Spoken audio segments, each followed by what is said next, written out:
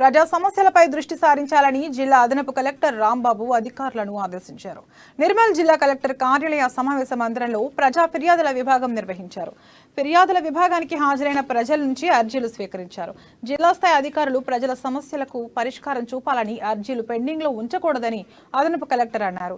స్వీకరించిన అర్జీలను ఆన్లైన్ లో పొందుపరచాలని సూచించారు. ఈ కార్యక్రమంలో వివిధ శాఖల అధికారులు తదితరులు పాల్గొన్నారు.